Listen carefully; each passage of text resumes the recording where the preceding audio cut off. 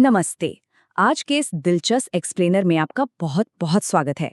आज हम इंसानी व्यवहार की एक ऐसी प्राचीन पहेली को सुलझाने वाले हैं जो है तो हजारों साल पुरानी, लेकिन अगर इसे आज के आधुनिक ब्रेन केमिस्ट्री यानी मस्तिष्क रसायन विज्ञान के चश्मे से देखें तो ये बिल्कुल सटीक बैठती है। हम अक्सर मान लेते हैं कि मनोविज्ञान या मेंटल हेल्थ जैसी बातें तो बस आज के आधुनिक विज्ञान की देन है, लेकिन क्या सचमुच ऐसा है? ये एक बहुत ही कमाल का सवाल है। जरा सोचिए, क्या ये मुमकिन है कि हजारों साल पहले हमारे प्राचीन ज्ञानियों को न्यूरोबायोलॉजी की गहरी समझ रही होगी? क्या उन्होंने इंसान के दिमाग में चल रहे उन जटिल रसायनों और हमारे व्यवहार के बीच के इस पूरे कनेक्शन को पहले ही डिकोड कर लिया था? बस उसे समझाने का तरीका, उसकी भाषा थोड़ी दार्शनिक थी। ये ख्याल ही अपने आप में हैरान कर देने वाला है। तो आइए बिना देर किए इसी रहस्य में गोता लगाते हैं। आज की इस पूरी चर्चा को हम 5 मुख्य हिस्सों में समझेंगे। सबसे पहले बात करेंगे प्राचीन व्यक्तित्व परीक्षण की। फिर हम मन के 3 गुणों को डिकोड करेंगे। पहला सत्व यानी स्पष्टता और शांति, दूसरा रजस यानी बेचैन महत्वाकांक्षा, और तीसरा तमस यानी जड़ता और धुंध। और अंत में हम कुछ ऐसे प्राचीन बायोहैकिंग तरीकों को जानेंगे जो इस पूरे सिस्टम को संतुलित करते हैं। तो चलिए सबसे पहले पड़ाव से शुरुआत करते हैं, प्राचीन व्यक्तित्व परीक्षण। हमारे मन का ये पूरा ऑपरेटिंग सिस्टम आखिर काम कैसे करता है, इसे समझने के लिए आयुर्वेद की एक बेहद बुनियादी मनोवैज्ञानिक मॉडल को देखना होगा, जिसे त्रिगुण कहा जाता है। त्रिगुण यानी मन के 3 मूलभूत गुण, सत्व, रजस और तमस। ये बिल्कुल हमारे स्मार्टफोन या कंप्यूटर के ऑपरेटिंग सिस्टम की तरह काम करते हैं। ये तीनों मिलकर तय करते हैं कि हमारी मानसिक स्थिति कैसी होगी, हमारा व्यवहार कैसा होगा और हम किस दिशा में सोचेंगे। मजे की बात यह है कि हम सबके भीतर ये तीनों ही गुण मौजूद हैं, बस इनका जो अनुपात है, इनका जो मिक्सचर है, वो हर इंसान में अलग होता है और वही हमारे पूरे व्यक्तित्व को आकार देता है। अब आगे बढ़ते हैं अपने दूसरे पड़ाव की ओर, सत्व, स्पष्टता और शांति। सत्व गुण वाले व्यक्तित्व की सबसे खास बात होती है उनके भीतर की वो गहरी, अडिग शांति। ये लोग एक बेहद संतुलित और स्पष्ट सोच वाले आदर्श इंसान की तरह होते हैं।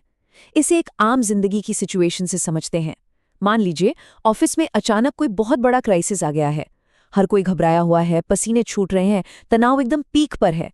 लेकिन उसी भीड़ में एक इंसान ऐसा है जो बिल्कुल शांत है, बिल्कुल क्लियर सोच रहा है। वो ना सिर्फ खुद को संभाले हुए है बल्कि दूसरों की मदद भी कर रहा है, और वो भी बिना किसी अहंकार के। बस यही सात्विक स्वभाव है।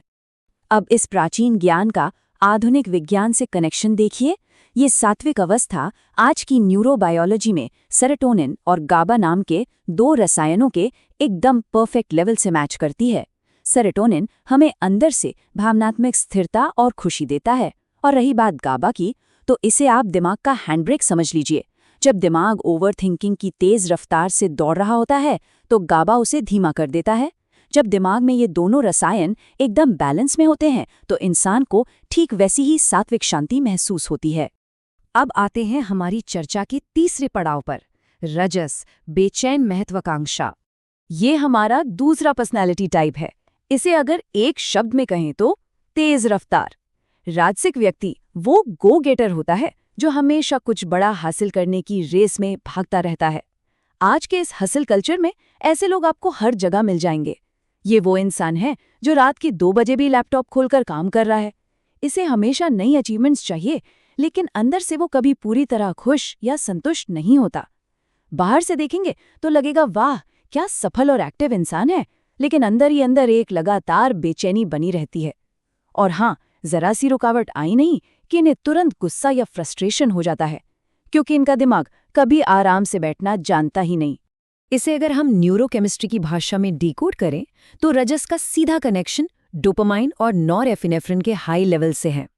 डोपामाइन हमें हमेशा नए लक्ष्य हासिल करने की एक भूख देता है, और नॉरएपिनेफ्रिन ये वो केमिकल है जो हमें हमेशा फाइट या फ्लाइट यानी लड़ो या भागो वाले अलर्ट मोड में रखता है। जब दिमाग में इन केमिकल्स की सुनामी आ जाती है तो दिमाग को कभी शांति नहीं मिलती। आधुनिक विज्ञान में इसे ही हम ADHD यानी अति सक्रियता और बर्नआउट के लक्षणों के तौर पर देखते हैं। अब रुख करते हैं चौथे पड़ाव का, तमस, जड़ता और धुंध। ये तीसरा और आखिरी पर्सनालिटी टाइप।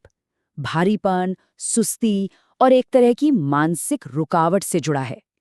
तामसिक व्यक्ति एक ऐसी निष्क्रियता के चक्र में फंसा होता है जहां से बाहर निकलना उसे नामुमकिन सा लगता है। रियल लाइफ में इसका मतलब है वो स्थिति जब इंसान दिन दिन भर बस बिस्तर पर पड़ा रहता है, कुछ भी नया करने की कोई मोटिवेशन ही नहीं होती। सबसे बड़ी प्रॉब्लम होती है वो ब्रेन फॉग या मानसिक धुंध, जहाँ सुबह नाश्ते में क्या खाना है ये सोचना भी किसी बड़े पहाड़ पर चढ़ने जैसा थका देने वाला लगता है। ये एक ऐसा गहरा भारीपन है जो इंसान की सारी एनर्जी सोख लेता है। और विज्ञान इसे किस तरह देखता है? तमस की यह अवस्था दरअसल एक बहुत ही गंभीर बायोलॉजिकल इम्बैलेंस है। इसका सीधा संबंध दिमाग में मेलाटोनिन के बढ़ जाने और डोपामाइन के बहुत ज्यादा कम हो जाने से है। मेलाटोनिन वो हार्मोन है जो नींद लाता है, और जब यह हद से ज्यादा बढ़ जाए तो इंसान सुन्न पड़ जाता है। वहीं डोपामाइन कम होने से लाइफ की हर ड्राइव, हर प्रेरणा खत्म हो जाती है। जब शरीर की ऊर्जा एकदम जीरो हो जाए तो ये मॉडर्न साइंस के मेजर डिप्रेसिव डिसऑर्डर यानी गंभीर डिप्रेशन की सटीक बायोलॉजिकल कॉपी है। ये महज कोई आलस नहीं है, ये केमिकल्स का एक गहरा असंतुलन है। और अब हमारे एक्सप्लेनर का 5वां और सबसे जरूरी पड़ाव, संतुलन के लिए बायोहैकिंग। अब सवाल ये उठता है कि जब दिमाग पर रजस की बेचैनी या तमस का भारीपन हावी हो जाए तो उसे वापस ट्रैक पर कैसे लाएं? यही काम आती हैं प्राचीन भारतीय परंपराएं, खासकर दिनचर्या। असल में ये दिनचर्या आज की क्रोनो मेडिसिन का ही एक पुराना रूप थी। इन्हें इतनी बारीकी से डिजाइन किया गया था कि ये सत्वगुण को बढ़ाएं और फालतू के रजस और तमस को काटें। ये वो प्राचीन बायोहैक्स थे जो हमारे शरीर और दिमाग को कुदरत की लय के साथ वापस सिंक कर देते थे। इसका एक बेहतरीन वैज्ञानिक उदाहरण है ओम का जाप। अगर आप ओम जाप की बेसिक फ्रीक्वेंसी को देखें तो वो 100 से 150 हर्ट्ज के बीच होती है। विज्ञान भी इस बात को मानता है कि ध्वनि की ये खास फ्रीक्वेंसी एक ही समय में दिमाग के उन हिस्सों को एक्टिवेट कर देती है जो हमारी भावनाओं और हमारे स्ट्रेस को कंट्रोल करते हैं। तो ये सिर्फ एक आवाज नहीं, बल्कि साउंड वेव्स के जरिए दिमाग को तुरंत शांत करने का एक सीधा टूल है। जब कोई मंत्र बोलते हुए लंबी सांस छोड़ता है तो वो प्रक्रिया सीधे हमारे गले से होकर गुजरने वाली वेगस नर्व को ट्रिगर करती है। ये नस दिमाग को शरीर से जोड़ती है और उसे रिलैक्स होने का सिग्नल देती है। इसके ट्रिगर होते ही दिमाग में गाबा GABA केमिकल बहुत तेजी से रिलीज होने लगता है। और याद है ना हमने क्या बात की थी? गाबा दिमाग का हैंड ब्रेक है। तो ये तुरंत हमारी एंग्जाइटी को शांत करता है और सात्विक शांति को वापस ले आता है। एक और कमाल का प्राचीन बायोहैक है ब्रह्म मुहूर्त में उठना। सूर्योदय से करीब 2 घंटे पहले जागने का ये तरीका हमारी मास्टर बायोलॉजिकल क्लॉक को पूरी तरह से रीसेट कर देता है। ये दिन का वो वक्त होता है जब शरीर खुद को उस तामसिक मेलाटोनिन यानी नींद के भारीपन से बाहर निकाल रहा होता है और एक फ्रेश सात्विक एनर्जी की तरफ शिफ्ट हो रहा होता है। सुबह सुबह का ये रूटीन हमारे पूरे नर्वस सिस्टम के लिए एक रीबूट बटन की तरह काम करता है। यहाँ तक कि मंदिर की घंटी बजाना भी कोई आम बात नहीं है। ये एक पूरा साइंटिफिक इंस्ट्रूमेंट है। घंटी की वो तेज आवाज सबसे पहले हमारे दिमाग को चौंकाती है, जिसे स्टार्टल रिस्पॉन्स कहते हैं।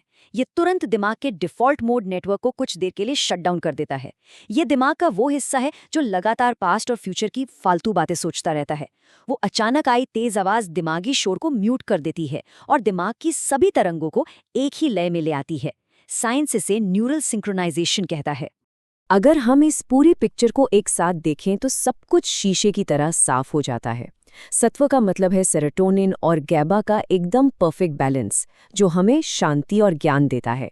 रजस का मतलब है डोपामाइन और नॉरएपिनेफ्रिन की बाढ़, जो बेचैनी और भागदौड़ पैदा करती है।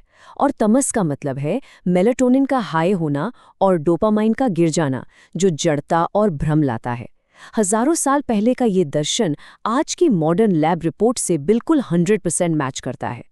तो कुल मिलाके बात यह है कि ये प्राचीन नियम या अनुष्ठान सिर्फ कोई अंधविश्वास या पुरानी आदतें नहीं थीं। ये मेंटल हेल्थ को लाइफ टाइम के लिए सही रखने की बहुत ही एडवांस टेक्नोलॉजी थी।